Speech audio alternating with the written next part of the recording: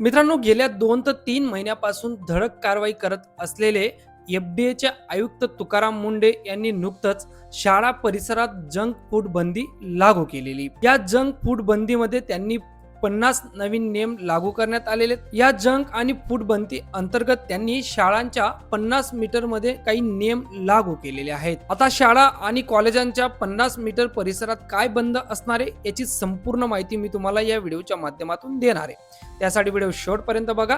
जरी चॅनलवर नवीन असाल तर चॅनल देखील सबस्क्राईब करून ठेवा. मित्रांनो, शाळा परिसरात जंक फूड बंदी म्हणजेच school junk food ban rule Maharashtra हा महाराष्ट्रातील लाखो विद्यार्थी, पालक आणि शाळांसाठी अत्यंत महत्त्वाचा निर्णय ठरला आहे. विद्यार्थ्यांच्या आरोग्याचे संरक्षण करण्यासाठी अन्न व औषध प्रशासन म्हणजेच एफडीएने राज्यभरातील शाळांमध्ये आणि शाळेच्या प्रवेशद्वारांपासून 50 मीटर परिसरात जास्त चरबी, मीठ आणि साखर असलेल्या पदार्थाच्या विक्री, जाहिरात आणि मोफत वाटास कठोर बंदी लागू करण्याचे आदेश दिले आहेत. या निर्णयाचा उद्देश विद्यार्थ्यांना अधिक सुरक्षित, सकस आणि संतुलित आहार उपलब्ध करून देणे आहे. यासोबतच प्रत्येक शाळेला अन्न सुरक्षा, स्वच्छता आणि कॅन्टीन व्यवस्थापनाबाबत नवीन नियमांचे पालन करणे बंधनकारक करण्यात आले आहे. मित्रांनो, गेल्या काही वर्षात मुलांमध्ये जंक फूडचे प्रमाण मोठ्या प्रमाणात वाढले आहे. परिणामी लठ्ठपणा, मधुमेहाचा धोका, रक्तदाब, त्यानंतर ॲनिमिया, पोषक तत्वांची कमतरता आणि एकाग्रता कमी होण्यासारख्या समस्या वाढत असल्याने प्रशासनाने नमूद केलेले आहे. याच पार्श्वभूमीवर राज्यातील सुमारे 2 कोटी विद्यार्थ्यांच्या आरोग्याच्या संरक्षणासाठी हा निर्णय घेण्यात आलेला आहे.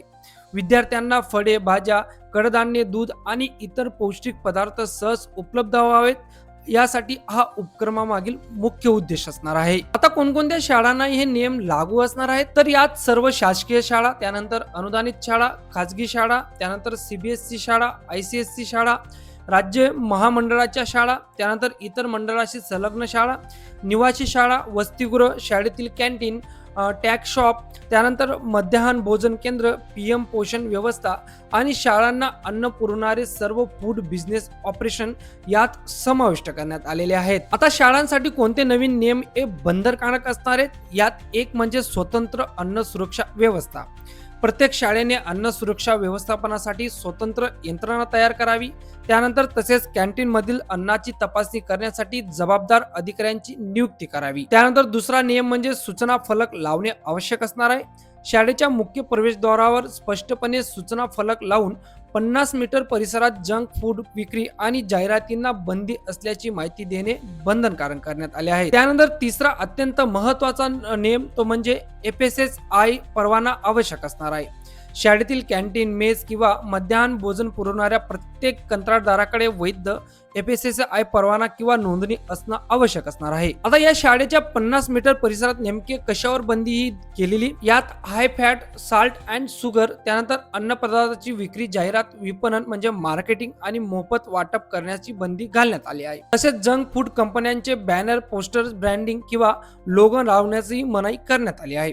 याशिवाय विद्यार्थ्यांना आकर्षित करण्यासाठी कुपन्स, मोफत नमुने, फ्री सॅम्पल्स किंवा ऑफर्स देण्यासही परवानगी नसणार आहे. शाळांच्या परिसरात जंक फूड विकणारी वेंडिंग मशीन बसवण्यावरही बंदी घालण्यात आली आहे. आता कोणकोणते अन्न पदार्थ विक्री किंवा जाहिरातीस बंदी असणार आहे? यात वडापाव, समोसा, भजी, त्यानंतर फ्रेंच फ्राईज, बटाटा वेफर्स, बिस्किटे, तत्काळ तयार होणारे नूडल्स, आईस्क्रीम, चॉकलेट्स, त्यानंतर मिठाई व पेढे, त्यानंतर शीतपेये, पॅकबंद फळस, एनर्जी ड्रिंक्स, बर्गर आणि पिझ्झा यांसारख्या पदार्थांवर बंदी घालण्यात आलेली आहे. मित्रांनो, हे पदार्थ जास्त मीठ, साखर किंवा संतृप्त चरबी असलेले असल्याने विद्यार्थ्यांच्या आरोग्यास अपायकारक ठरू शकतात असे आदेश नमूद करण्यात आले आहेत. त्यानंतर शाळांच्या कॅन्टीन मध्ये कोणता पदार्थ असावा?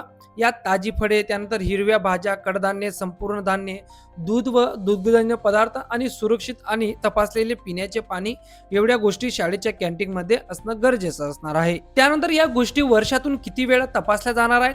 यात एफडीएने सांगितलेले की वर्षातून किमान 2 वेळा अन्न सुरक्षा तपासणी होणार आहे.